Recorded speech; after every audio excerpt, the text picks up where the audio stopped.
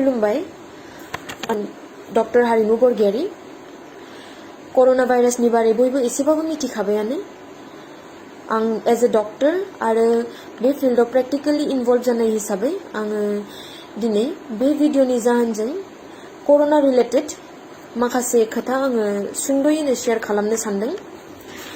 आं आंनि सेक्टरनि आन्डाराव थानाय माखासे गामियाव आङो भिजिट खालामनो थांदोंमोन। आसामनि बाहेरायाव थानानै फैनाय खायफा फरायनो थाहैनाय खायफा साख्रि मावनो थाहैनाय जायफोर रिसेन्टलि न'आव गिदिंनानै फैफिनदों बिसोरनि न'आव टीम लानानै आङो भिजिट खालामनाय जादोंमोन। बे भिजिटिं टाइमाव आङो गामिनि जा मोनसे सिनेरिय' नुबोदों जायखौ आं सानो जे गुबुन गामिफोरावबो जानो हागौ होननानै। फार्स्ट खोथाया जाबाय आङो गामिनि मानसिफोरनि गेजेराव सांग्रांथिखौ एसे खम नुनो मोनदों। ज' मानसि बाहेराव गेदार जानानै थानाय गेलेनाय बेरायलाबाय थानाय आङो नुबोदों। दा जोङो बयबो मिथिखाबाय जे बे भाइरासआ बेसेबां स्पिडआव सासेनिफ्राय सासेसिम स्प्रेड जालांबाय थानो हायो। दा बे खोथाखौ मिथिखानानैबो जुदि जोङो बाहेराव ओंखारबाय थायोबा गिदिंबाय थायोबा गेदारिं खालामबाय थायोबा जोङो बे भाइरासखौ बांसिननिफ्राय बांसिन स्प्रेड जानो थाखाय लामा खेवनानै होनाय बायदिसो जागोन।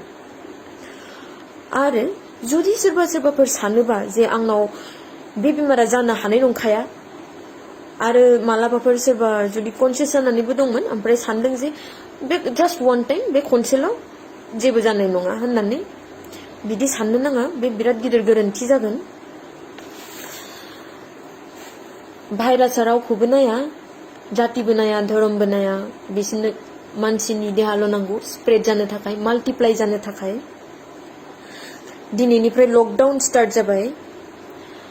दा बे लकडाउना खालि हाइवेआव गारि दा खारथों होननानैल' नङा, हाइवेनि सेरनि बाजारफोर दखानफोराल' बन्द थाथों होननानैल' नङा। बयबो गाव गावनो बुजिनानै गाव गावनि न'आव थानाया मोजां जागोन। रावबो रावनिबो न'आव थांलायलायनोबो नाङा, फैहोलायनोबो नाङा। आरो बे खोथायाव गाज्रि मोनलायनायनिबो खोथा गैया, बेयो बयनिबो मोजांनि थाखायसो। दा बे लकडाउन टाइमाव इमारजेन्सि टाइमावल' ओंखारलांनांगौ जानो हागौ मालाबा। थ' बे इमारजेन्सि टाइमाव जुदि ओंखारलाङोबाबो जेसेबां प्रिभेन्टिभ मेजार्स दङ बेखौ मेनटेन खालामनांगोन। आरो ससियेल डिस्टेन्सिं होननायखौ मोजाङै मानिनानै थांनांगोन जाहाथे नों सोरजोंबा रायलायोबाबो बे 1 मिटार डिस्टेन्सआ मेनटेन जायो। साइडआव सोरजोंबा जिरायनानै थानांगौ 1 मिटार डिस्टेन्स जाहाथे मेनटेन जायो। आरो मोनसे पइन्ट बयबो बिदि साननानै माने बुंदोंमोन माने कि इन्डियाया मोनसे गरम जायगा, थ' बेयाव बे भाइरासआ फैनो हानाय नङा, बा आसामानो गरम जायगा ओंखायनो भाइरासआ फैनो हानाय नङा। बिदि नङा। जुदि गरम जायगायाव बे भाइरासआ फैनो हायामोनब्ला होमबा महाराष्ट्रआव, दिल्लीफोराव, केरेलाफोराव बे केसआ कर'ना पजिटिभ केसआनो ओंखारनाय नङामोन। साउथ इन्डियाया जोंनि नर्थ इस्ट इन्डियानिफ्राय बांसिन गरम, अब्लाबो बेयाव केस ओंखारगासिनो, सानफ्रोमबो प्रग्रेसनबो जागासिनो केसफोरा। आरो दिनै खबर मोनदों जे नर्थ इस्टआवबो पजिटिभ केस ओंखारबाय होननानै। स' जों बयबो बांसिन सांग्रां जानानै थानांसिगोन, केयारफुल जानानै थानांसिगोन। एसेयावनो आं बुङो कनसियास जानाया मोजां खोथा, केयारफुल जानांगौ, खिन्थु अभार कनसियास जानानै पेनिक जानाया, घाबरायनाया मोजां खोथा नङा। आं मोननैसो गामियाव आङो नुबोनो मोनदों जे गामिनि मानसिफोरा बे बाहेरानिफ्राय न'आव फैफिननाय मानसिखौ ओरैबायदिसो ट्रिट खालामबाय जेन बिसोर माबा मोनसे बिराद गिदिर दाय मावबायसो नामा। माने फर्स खालामगासिनो जे न'निफ्राय थांथार, सिभिल हस्पिटालाव थांथार, नायजानानै फैथार। दा गामिनि मानसिफोरा बेबायदि खालामोबा बेयो बिसिनि सायाव मोनसे बे मानसिनि सायावबो आरो बिसिनि फेमिलिनि सायावबो मोनसे हेरेसमेन्ट खालामनाय बायदि जायो। सोरबाफोर न'आव फैफिनदों होननानै खबर मोनोबा बेखौ गावबुरानाव खबर होनानै ओमफ्राय गामिनि आसानाव खबर होनानै ल'दोन। आरो बे खोथाखौ एनश्योर खालाम बयबो गामिनि मानसिफोरा जे जायफोर न'आव फैफिनदों बिसोरो जाहाथे न'निफ्राय ओंखारा जाहाथे जेराव मेराव गिदिंलाबाय थाया आरो जाय फैदों नोंसोरबो सेल्फ रेसपन्सिबल जानांगोन जे नोंसोरो बाहेराव एटलिस्ट फर 2 weeks जेरावबो गिदिङा न'आव फैदों न'आवनो आरामसे था आरो बेखिनियावनो आं बुङो आसा आरो गावबुरानि खामानिया मा जागोन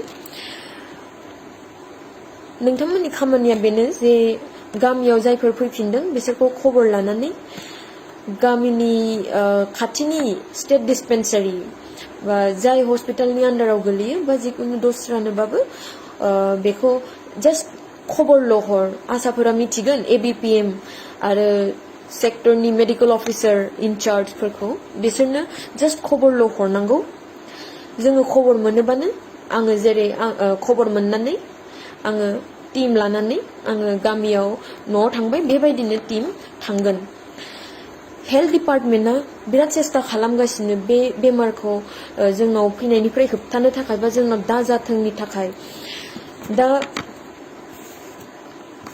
बे मेटाराव जुदि नोंथांमोनहाबो जोंनि हेल्प खालामाबा जोंबो हेल्पलेस जागोन दा नोंथांमोनहा जोंखौ बोरै हेल्प खालामनो हागोन बे जास्ट कि न'आवल' थानांगौ आरो जेबो खालामनो नाङा बाहेराव गिदिंलाबायनाङा जास्ट बाय डेट बिदिनो नोंथांमोना जोंखौ हेल्प खालामनो हागोन जों जोंनि खामानिखौ मावबाय थागोन जोंनि हेल्थ डिपार्टमेन्टआव मोनफ्रोमबो गामिनि आसामनि बाहेराव थानायनि लिस्ट दंजोबो सोर सोर न' फैफिनदों बेफोरखौ जों ट्रेस खालामनो नाजागासिनो आरो बेफोरखौ जोङो बिसोरनि न'आवनो थांनानै जोङो नायनानै फैनो थाखाय जोङो लामा लागासिनो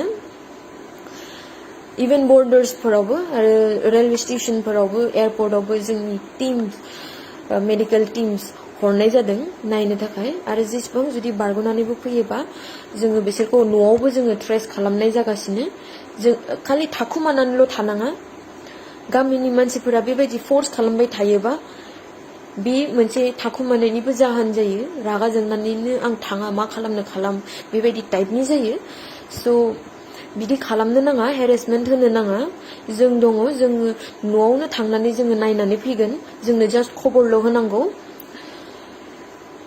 जोंखौ बे फाइटआव नोंथांमोनहाबो हेल्प खालामनांगोन आरो नोंथांमोना न'आव थानानैनो जोंखौ हेल्प खालामनो हागोन आरो जेरावबो ओंखारनो नाङा होमबासो जोंबो बे खामानियाव साक्सेसफुल जागोन आरो जयै जोङो बिदिनो बारग'नो हागोन गोजोन्थों